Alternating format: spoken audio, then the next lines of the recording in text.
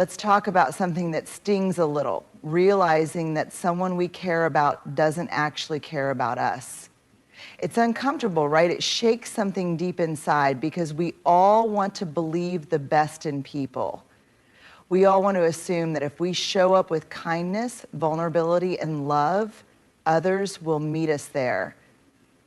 But sometimes they don't.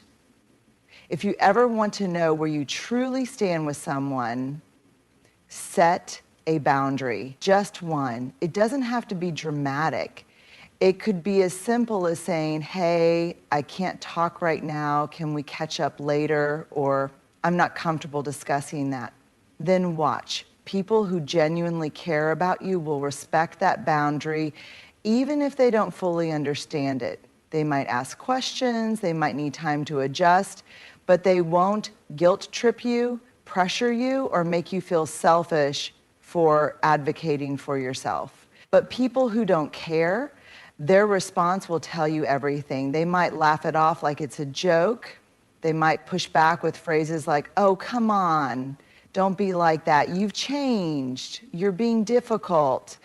Or they might simply ignore it altogether and keep doing whatever serves them, completely disregarding what you just communicated.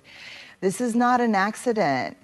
A lack of respect for your boundaries isn't a misunderstanding. It's a revelation. It shows you who sees you as a whole person, someone with their own needs, limits, and emotional space, and who only sees you as an extension of themselves. Boundaries are not tests, but they do reveal the truth. Let's be clear. Boundaries are not about testing people or playing mind games. You're not setting a limit to see if someone will fail or pass. You're setting it because that's what you need to feel safe, respected, and valued. But when someone disregards or pushes past that limit, they reveal something crucial. They are more invested in their own comfort than in your well-being. And that's hard to accept, especially when it's someone you love, someone you thought had your best interest at heart. But ignoring this truth doesn't make it go away. It only prolongs the pain of keeping someone in your life who repeatedly shows you that they don't honor your needs. Why some people resist boundaries? People who don't care about you often resist boundaries for one reason. They benefit from your lack of them. Maybe they liked the old version of you, the one who always said yes, even when it drained you. The one who tolerated their inconsistency, their selfishness, their lack of effort. And when you finally draw a line, it disrupts the balance they relied on. This is why some people react so strongly when you start enforcing boundaries. They don't like the version of you that chooses self-respect over self-sacrifice. And guess what? That's okay, because you're not responsible for making everyone comfortable. You're responsible for protecting your peace. A boundary is a door, not a wall. One of the biggest misconceptions about boundaries is that they push people away, that they create distance and divide relationships. But the truth is, boundaries are not about shutting people out. They are about protecting who gets to stay in. Think of it like a door to your home. You don't lock the door because you hate people. You lock it because not everyone should have free access to your space. The people who knock, respect your home, and enter with care, they're welcome. The people who try to break in or demand entry without permission, they don't belong inside. The same goes for your life. The people who truly care will respect your boundaries, even if it takes time for them to understand. The ones who don't, well, they were never there for you. They were there for what they could get from you. The freedom of honoring your own boundaries. When you start holding boundaries, something powerful happens. You stop feeling resentful. You stop over-explaining yourself. You stop making excuses for people who repeatedly disregard your needs. Instead, you start choosing relationships that feel safe, reciprocal, and fulfilling. You start surrounding yourself with people who value you, not just what you offer them.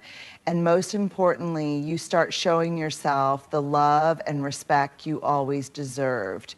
Because at the end of the day, boundaries don't push away the right people, they filter out the wrong ones. Have you ever noticed how some people suddenly appear in your life when they need something, but vanish just as quickly when you're the one in need? It's the friend who only reaches out when they need a favor, the coworker who's always around when they want your help but disappears when you're struggling, the family member who calls just to borrow money but is never available when you need emotional support. This is called selective presence, and it's a clear sign that someone doesn't genuinely care about you. How selective presence shows up: this behavior can be subtle at first. Maybe you tell yourself, oh, they're just busy, life gets in the way, and sure, life does get busy, but real relationships don't work on a when it's convenient for me basis.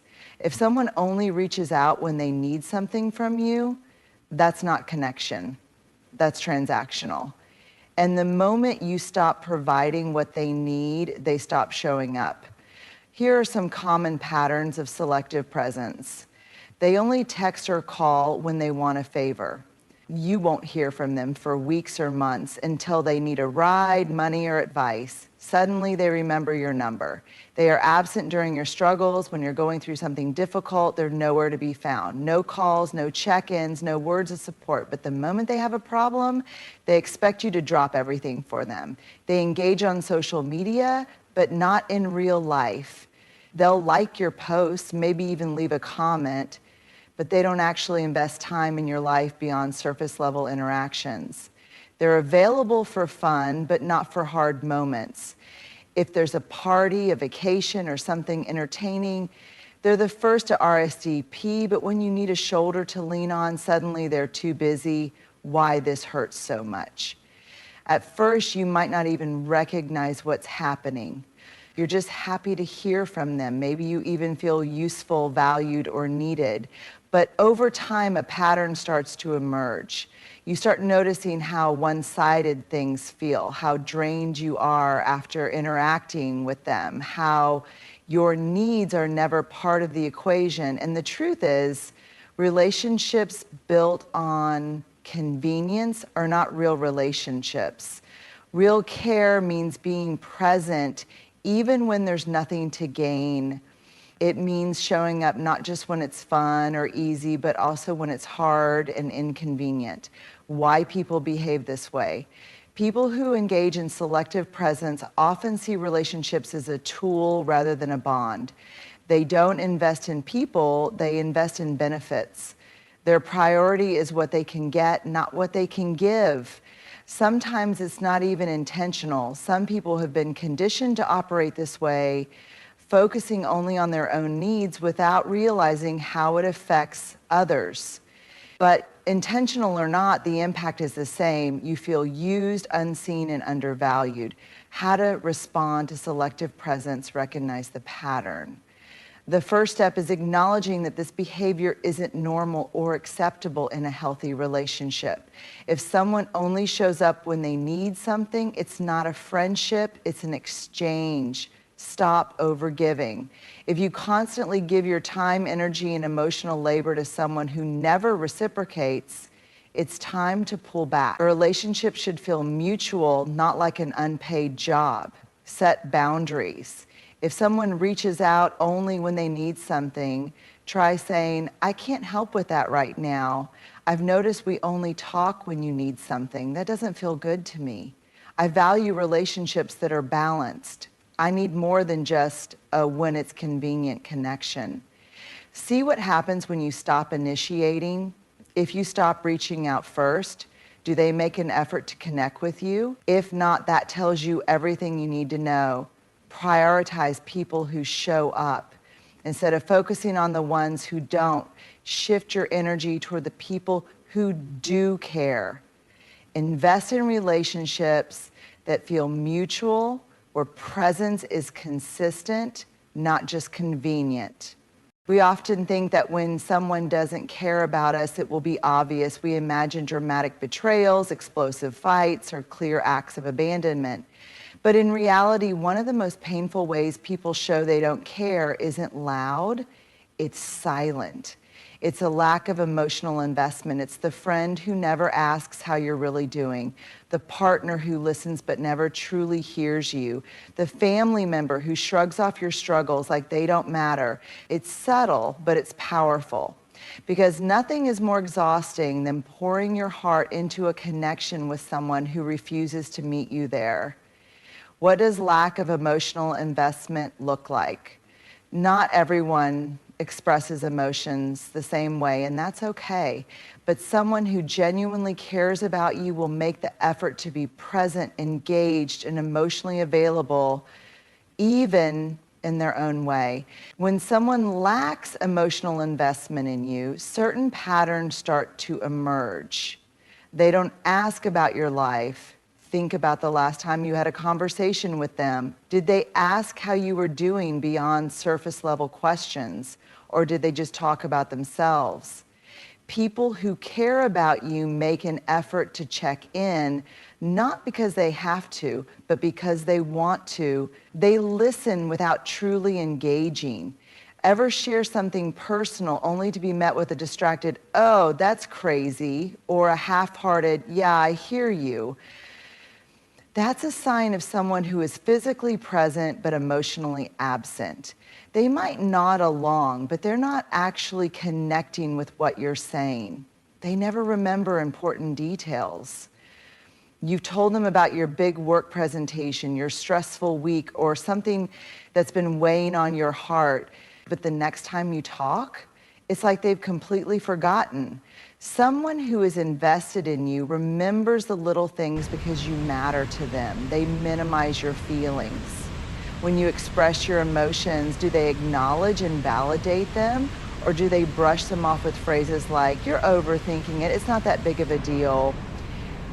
You're being dramatic. A caring person doesn't have to agree with everything you feel, but they should at least respect and acknowledge your emotions. They only engage when it's convenient. When they need support, they expect you to be there. But when you need a shoulder to lean on, they're suddenly too busy, too tired, or just not in the mood for deep conversations. Real relationships aren't built on selective presence. They celebrate your wins. Pay attention to how someone reacts when something good happens in your life. Do they light up with genuine happiness for you, or do they give a forced smile, quickly change the subject, or even make it about themselves? People who are emotionally invested in you want to see you win. They don't ignore or downplay your joy. They offer little to no support during tough times. This one is huge. Life isn't always easy, and when you hit a rough patch, the people who care will show up, even if they don't have the perfect words, even if they can't fix the problem. But someone who isn't emotionally invested will distance themselves. They don't want to deal with the heaviness. Why does this happen? There are many reasons why someone might lack emotional investment in you. They are emotionally unavailable in general. Some people struggle with emotional depth, not just with you, but in all areas of their life. They don't see you as a priority. Harsh, but true. If someone isn't investing in you emotionally, it's often because they don't value the connection the same way you do. They take the relationship for granted. They assume you'll always be there, so they don't feel the need to put in the effort. They are self-absorbed. Some people are so focused on themselves that they don't even realize they're neglecting the emotional needs of those around them. The damage of emotionally one-sided relationships, being in a relationship, whether it's a friendship, romantic relationship, or family connection, where emotional investment is one-sided, can be deeply draining. It creates loneliness in the presence of others. You can be physically with them, but still feel alone. Resentment. When you constantly give emotional energy and get nothing back, it builds frustration. Self-doubt. You start to wonder if you're expecting too much, if you're the problem, if you're just being needy. Spoiler, you're not. We all deserve relationships where we feel seen, heard, and valued. where our emotions are met with care, not indifference, how to respond to a lack of emotional investment. So what do you do if you realize someone in your life isn't emotionally invested in you? Stop over-explaining. You shouldn't have to beg someone to care about you. If you find yourself constantly justifying your need for emotional connection, take a step back. Communicate your feelings. Some people genuinely don't realize they're being emotionally absent. If the relationship matters to you, express what you need. I feel like our conversations are one-sided and I want a deeper connection. I need to feel like my emotions matter in this relationship. Observe their response. If they dismiss your feelings, refuse to change, or make you feel like you're asking for too much, that's a major red flag. Caring about someone shouldn't be a struggle. Reevaluate the relationship if someone consistently shows you that they're not invested in your emotions. It may be time to pull back or even walk away, not out of anger, but out of self-respect. Seek mutual connections. Pour your energy into people who give it back. Relationships should feel like a safe place, not a constant fight for attention and care. Have you ever opened up to someone about something that was bothering you, only to be met with a dismissive response like, "You're overreacting. It's not that big of a deal. You're too sensitive. Other people have it worse." That right there is emotional minimization. One of the quietest yet most damaging ways people show they don't truly care about you. It's subtle, but over time, it chips away at your self-worth, making you question whether your feelings are even valid. What is emotional minimization? Emotional minimization happens when someone downplays, dismisses, or invalidates your emotions instead of acknowledging and respecting them. They might not yell at you. They might not outright tell you that your feelings don't matter, but through their words, actions, or even just their tone, they send the message loud and clear: what you're feeling isn't important. And that can be incredibly painful, because when someone you care about makes you feel like your emotions are too much, you start wondering if maybe they're right. How does minimization show up? Emotional minimization can take many forms, and sometimes it's so subtle that you don't even recognize it right away. Here are some common ways it shows up in relationships. 1, dismissing your feelings as overreactions. You express that you're upset about something, and instead of being met with understanding, you're making a big deal out of nothing. Why are you always so emotional? It's not that serious. These phrases might seem harmless at first, but they invalidate your experience and make you feel like your emotions are excessive, even when they're completely reasonable.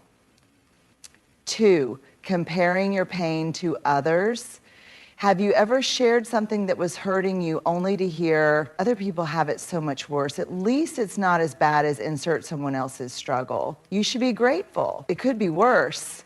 This type of minimization is particularly damaging because it suggests that your pain isn't real enough to deserve attention.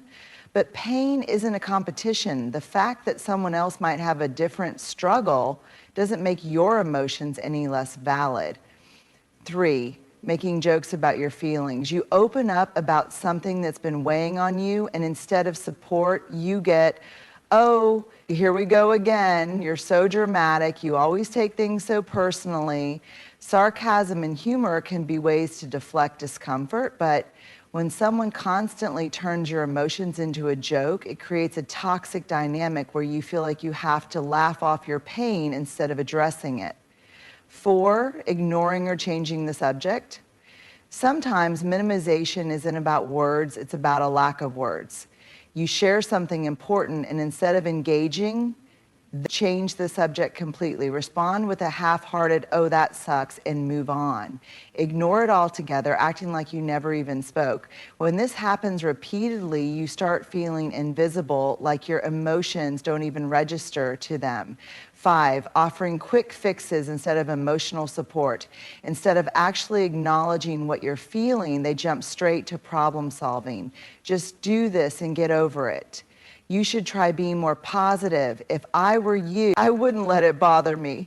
While advice isn't inherently bad, sometimes we don't need solutions. We just need someone to listen.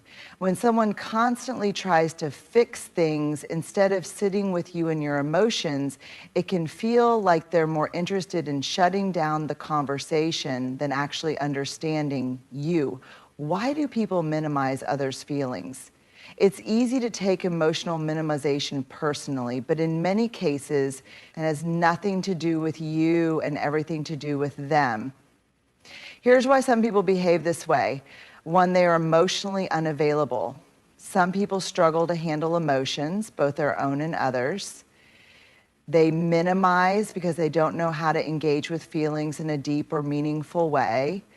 Two, they feel uncomfortable with vulnerability. If someone grew up in an environment where emotions were seen as weaknesses, they might dismiss yours because they've been conditioned to believe that strong people don't dwell on feelings. Three, they lack emotional intelligence. Not everyone has the emotional capacity to truly understand feelings. Some people just don't know how to empathize, and rather than learning, they minimize instead. Four, they are self-absorbed. Some people don't minimize your emotions out of ignorance. They do it because they simply don't care. They are too focused on their own experiences to consider yours.